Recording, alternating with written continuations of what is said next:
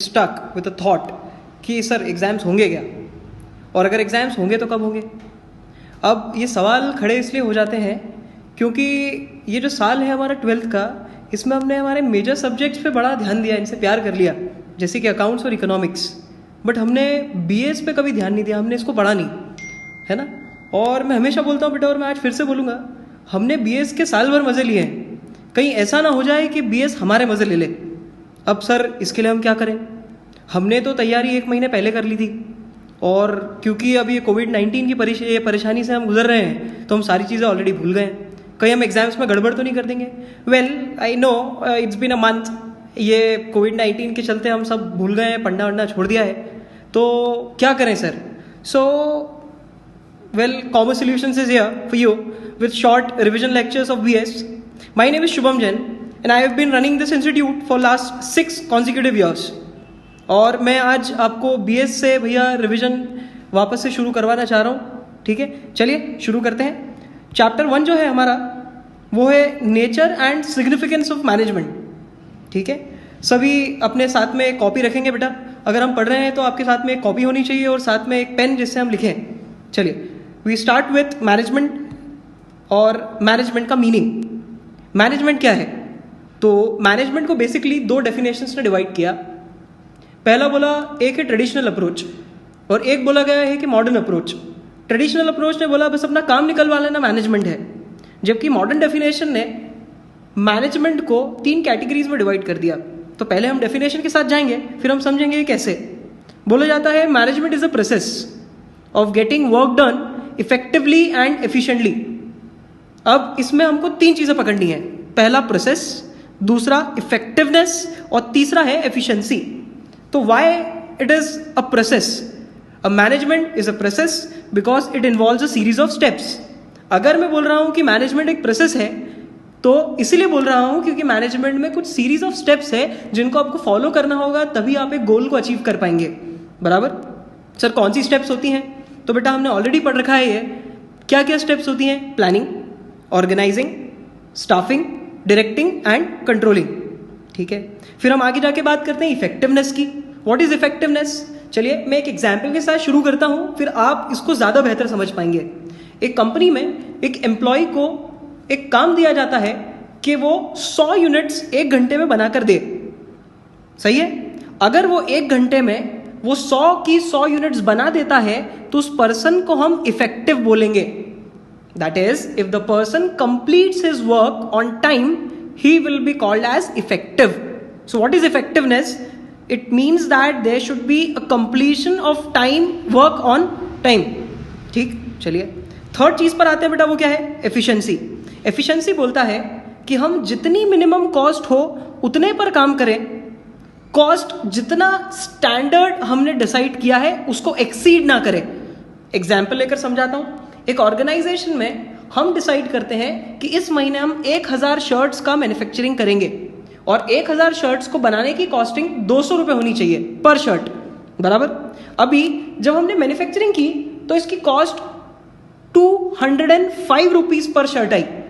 तो क्या बोला जाए, सर ये जो ऑर्गेनाइजेशन है ये इनएफिशिएंट है। रीजन बताइए, क्योंकि उसने काम जो है वो स्टैंडर्ड को एक्सीड करते हुए किया है। मतलब उसने स्टैंडर्ड कॉस्ट 200 रुपये रखी थी और उसने काम जो है वो 205 में कर दिया। तो फिर इसको एफिशिएंट कब बोलेंगे बेटा, इसको एफिशिएंट तब बोलेंगे जब ये काम 200 रुपये या 200 रुपये से अंदर हो जाए।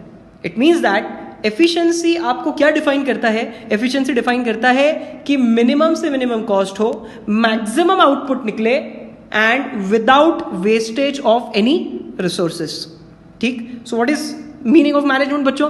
Management is a process of getting work done effectively and efficiently. Why process? Because it involves a series of steps. What is effectiveness? Completion of work on time. What is efficiency? Minimum cost, maximum output without any wastage of resources, ठीक। चलिए आगे बढ़ते हैं। जो हमारा अगला topic होगा जो हम आज डिस्कस करने वाले हैं वो है फीचर्स ऑफ मैनेजमेंट और कैरेक्टरिस्टिक्स ऑफ मैनेजमेंट, ठीक है। बोला जाता है कि मैनेजमेंट के बहुत सारे कैरेक्टरिस्टिक्स हैं, बट हम कुछ 7 यहां पर डिस्कस करने वाले हैं। पहला बोल रहे हैं मैनेजमेंट इज यूनिवर्सल, फिर goal oriented, continuous, multi dimensional, group activity, dynamic function और इंटेंजिबल फोर्स। पहले के साथ स्टार्ट करते हैं और हमारा जो पहला फीचर है या कैरेक्टरिस्टिक है वो है मैनेजमेंट एक यूनिवर्सल प्रोसेस है। मैनेजमेंट यूनिवर्सल प्रोसेस क्यों है? क्योंकि मैनेजमेंट हर जगह अप्लाई किया जा सकता है, whether it is a family, club, government या हमारा बिजनेस है, मैनेजमेंट सभी जगह पर एग्जिस्ट करता है। हमारे सुबह उठने से, स्कूल जाने से, वापस आके पढ़ने से, है ना, रिवीजन करने तक, एग्जाम्स के लिए प्रिपेयर करने तक, या आपके वर्ल्ड वाइड अगर हम देखें तो किसी भी चीज को करने में जो हम सेटलमेंट करते हैं चीजों के साथ, उसको हम मैनेजमेंट बोलते हैं। तो बोला जाता है मैनेजमेंट जो है वो यूनिवर्सल है और वो सभी जगह एग्जिस्ट करता है। ठीक है, so basically management is universal. Second जो हमारा फीचर है वो बोलता है management is goal oriented. What is goal orientation? Basically अगर मैं बिजनेस के पर्सपेक्टिव से बात करूं तो कोई भी बिजनेस बेटा किया जाता है गोल के साथ में। हम कोई भी टास्क करते हैं तो उसका मेन ऑब्जेक्टिव होता है हमारा गोल, है ना। ऑब्जेक्टिव्स या गोल्स क्या होते हैं बेटा? हमारे एंड रिजल्ट्स होते हैं जिनको हम अचीव करना चाहते हैं। तो मैनेजमेंट भी उसी के लिए ओरिएंटेड होता है। अगर आप मैनेजमेंट कर रहे हैं किसी भी चीज़ का, अरे आप बताइए, आप सुबह उठ रहे हैं, स्कूल जा रहे हैं, स्कूल से आने के बाद हम कोचिंग्स जा रहे हैं और कोचिंग्स जाने के लिए हम टाइम मैनेज कर रहे हैं, वापस आने के बाद हम होमवर्क करते हैं, रिविजन्स करते हैं, इतनी मेहनत भैया कर क्यों रहे हैं? टाइम मैनेजमेंट चल क्यों रहा है? इसका मेन रीजन क्या है कि हम सर हमारा अल्टीमेट गोल जो है वो अचीव करना चाहते हैं, अच्छे रिजल्ट के साथ में 12th को क्लियर करना चाहते हैं। वैसे बिजनेस भी होता है, बिजनेस मैनेजमेंट क्यों करता है? टू अचीव सर्टेन गोल। ठीक, चलिए तीसरे पर आते हैं। Management is a continuous process. Continuous क्यों बोल रहे हैं भैया? क्योंकि ये ऑनगोइंग प्रोसेस है, ऑनगोइंग है, नेवर एंडिंग है। एक बार शुरू हो गई तो फिर खत्म होने का नाम नहीं लेगी, और अगर आपने इसको एंड करने की कोशिश की तो फिर आप अपने गोल्स को इफेक्टिवली और एफिशिएंटली कभी भी अचीव नहीं कर पाएंगे, है ना। जैसे प्लानिंग है, ऑर्गेनाइजिंग है, डायरेक्टिंग है, स्टाफिंग है, कंट्रोलिंग है, ये हमारे मेजर फंक्शंस होते हैं मैनेजमेंट के अंडर। तो सर क्या हम प्लानिंग एक ही बार करते हैं उसके बाद रोक देते हैं? तो बच्चों आप ही खुद बताओ, एक बार प्लानिंग होती है कि रेगुलर बेसिस पे आपको नए नए प्लान्स लाने पड़ेंगे? अगर आपका कॉम्पिटिटर आपके अगेंस्ट में एक नया प्रोडक्ट लॉन्च कर देता है तो फिर हम नया प्रोडक्ट लॉन्च करके उसको कॉम्पीट करने के लिए हम प्लान्स बनाएंगे। सो बेसिकली बोला जाता है जब हम मैनेजमेंट करते हैं तो रुकता नहीं है, ना रुकना चाहिए, बिकॉज मैनेजमेंट इज कंटिन्यूअस। ठीक है, चलिए आगे बढ़ते हैं। फोर्थ पॉइंट जो है हमारा फीचर का वो है management is multi dimensional. Multi dimensional क्यों है? क्योंकि अलग अलग एस्पेक्ट्स के साथ में डील करता है। बोले तो देखिए, बोला जाता है कि मैनेजमेंट आपके ऑर्गेनाइजेशन में 3 पर्सपेक्टिव से डील करता है। पहला है management of work. Management of work बोले तो क्या काम किया जाए, है ना, what is to be done. जो काम हमको करना है उसको मैनेज करना बहुत जरूरी है। अगर आपको गोल अचीव करने हैं और वेस्टेज कम रखना है तो आपको सभी जॉब्स को क्लियरली डिफाइन करना होता है। इसीलिए जो हमारा पहला डायमेंशन होता है मैनेजमेंट का होता है बेटा management of work. It defines what type of work should be done in the organisation. Number 2, management of people. अब हमने ये तो डिसाइड कर लिया कि काम करना क्या है, अब हमको ये डिसाइड करना है कि ये जो काम है ये करेगा कौन। अरे सर ये करने की क्या जरूरत है, तो हम खुद ही डिसाइड कर लेंगे। परेशानी बच्चों ये है कि अगर कोई डुप्लीकेशन हो गया वर्क में तो फिर काम वापस से एफिशिएंसी के साथ में नहीं हो पाएगा। तो हमको ये भी डिफाइन करना जरूरी है। ये डिफाइन करने के साथ कि काम क्या करना है ये भी डिफाइन करना होगा कि काम करेगा तो करेगा कौन। That is management of people. And lastly management of operation. पहले हमने डिसाइड किया क्या काम होगा, दूसरा हमने डिसाइड किया कौन करेगा, और तीसरा हम डिसाइड करते हैं ये काम कैसे किया जाएगा। That is how it is to be done and it is termed as management of operations. तो हमारा मैनेजमेंट जो है मल्टी डायमेंशनल है और ये 3 डायमेंशंस में काम करता है। चलिए आगे बढ़ते हैं। पॉइंट नंबर 5 जो है management is a group activity. Management जो है वो ग्रुप एक्टिविटी। ऐसा क्यों बोला गया? ये इसीलिए बोला गया कि एक ऑर्गेनाइजेशन की सफलता किसी एक पर्सन के हाथ में नहीं है, ये टोटली टीम वर्क के साथ में चलता है। अगर क्रिकेट में एक ही पर्सन हमको वर्ल्ड कप जिता लाता तो हम 11-11 लोग मैदान में क्यों उतरते? तो फिर हमको ऑर्गेनाइजेशन में भी मिलकर काम करना पड़ता है। अगर आप इंडिविजुअलिटी से काम करेंगे तो आप कभी भी अपने गोल्स को अचीव नहीं कर पाएंगे। और इसी के चलते हम मैनेजमेंट जो है सब मिलकर करते हैं। यहाँ पर इंडिविजुअल गोल्स को अचीव नहीं किया जाता, यहाँ पर कॉमन ऑर्गेनाइजेशनल गोल को अचीव करने के लिए काम किया जाता है। इसीलिए बोलते हैं कि मैनेजमेंट एक ग्रुप एक्टिविटी है, कलेक्टिव फोर्स है, जहां पर कोऑर्डिनेशन के साथ में काम होना चाहिए। चलिए आगे बढ़ते हैं। पॉइंट नंबर 6 जो है हमारा वो बोलता है management is a dynamic function. अब इससे क्या तात्पर्य है भैया हमारा? अब ये बोलता है कि मैनेजमेंट जो है वो डायनामिक है। डायनामिक का मतलब समझिएगा एवर चेंजिंग। एवर चेंजिंग बोले तो फ्लेक्सिबल, जिसको बदला जा सकता है। सर बदलने की जरूरत क्यों है? तो मैं आपको एक छोटी सी कहानी समझाता हूं। बिजनेस जो है इसमें आप दो एनवायरनमेंट देख सकते हैं बेटा, दो फोर्सेस देख सकते हैं।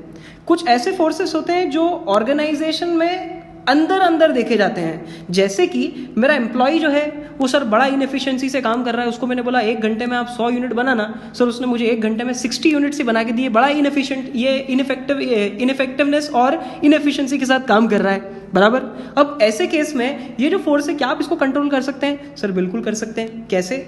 इस एम्प्लॉय को सजा दी जाए, सजा देने के लिए हमने इसकी सैलरी में से कुछ पैसा डिडक्ट कर लिया क्योंकि अच्छे से काम नहीं कर रहा है, जिसके कारण उसको एक अगली बार एक मोटिवेशन मिलेगा कि वो ऐसी गलतियां ना करे। तो ये मेरे हाथ में था बच्चों, बराबर। और कुछ ऐसे फोर्सेस होते हैं जिसके कारण बिजनेस अफेक्ट होता है, बट ये बिजनेस के हाथ में नहीं होते। जैसे कि हमारी आज की सिचुएशन है बेटा, कोविड-19, सभी बिजनेसेस पे बहुत ज्यादा हद तक इफेक्ट आ रहा है, और ये इतना इफेक्ट आ रहा है कि हमको बहुत पीछे ले जा सकता है, हमारी इकोनॉमी को बहुत पीछे ले जा सकता है। क्या ये मेरा बिजनेस में कुछ इंपैक्ट डाल रहा है? बिल्कुल डाल रहा है। पर क्या ये जो एनवायरनमेंट है, जो एक्सटर्नल फोर्स है, क्या ये मेरे हाथ में है? ये बिल्कुल हमारे हाथ में नहीं है। क्या आप इसको चेंज कर सकते हैं? सर ये हमारे हाथ में ही नहीं, हम इसको चेंज नहीं कर सकते, बराबर। अब ऐसे फोर्सेस जो हमारे हाथ में नहीं होते हैं बट ये मेरे बिजनेस पर इंपैक्ट डालते हैं, इनको हम बोलते हैं बिजनेस एनवायरनमेंट। क्या बोलते हैं? Business environment. और ये बिजनेस एनवायरनमेंट जो होते हैं बेटा एवर चेंजिंग होते हैं, कभी भी बदल जाते हैं, और ये मेरे बिजनेस पे दो तरह के इंपैक्ट डाल सकते हैं, है ना, पॉजिटिव और नेगेटिव। अगर पॉजिटिव अगर सेंस में अगर बात करूं तो उसको हम अपॉर्चुनिटी बोलते हैं, बट अगर नेगेटिव सेंस में बात करूं तो उसे हम थ्रेट बोलते हैं, और थ्रेट बड़े खतरनाक होते हैं बच्चों। और इस थ्रेट से बचने के लिए कहीं ना कहीं मैनेजमेंट को अपने डिसीजंस को चेंज करना पड़ता है कई बार, बराबर। इसीलिए बोलते हैं कि मैनेजमेंट जो है वो डायनेमिक है, बदलते बिजनेस एनवायरनमेंट के साथ में मैनेजमेंट को भी बदलना पड़ता है। अगर आपने बदलते बिजनेस एनवायरनमेंट के साथ में अपने बिजनेस फंक्शंस को चेंज नहीं किया, उसको फ्लेक्सिबल नहीं बनाया, तो फिर आप मार्केट से बाहर भी हो सकते हैं। इसीलिए बोला जाता है कि मैनेजमेंट कैसा है बेटा? डायनेमिक फंक्शन है। लास्ट की बात करते हैं बेटा। लास्ट हमारा जो फीचर है वो है management is an intangible process. Why? क्योंकि सर मैंने तो आज तक मैनेजमेंट को देखा नहीं, आपने देखा तो बेटा मैंने भी नहीं देखा। मैनेजमेंट जो है वो अनसीन है, इनविजिबल फोर्स है, मतलब उसका कोई फिजिकल एग्जिस्टेंस नहीं होता है ना। It can only be felt in the form of results, जो कि हम गोल के फॉर्म में, ऑब्जेक्टिव्स के फॉर्म में हमारी ऑर्गेनाइजेशन में रखते हैं। चलिए, इसी के साथ हमारे सारे फीचर्स खत्म होते हैं। आशा करता हूँ आप सभी को ये जो टॉपिक्स हैं हमारे अच्छे से समझ में आए हो, है ना। इसका अगला टॉपिक जो है हम अगले वीडियो में देखेंगे। तब तक के बाय बाय।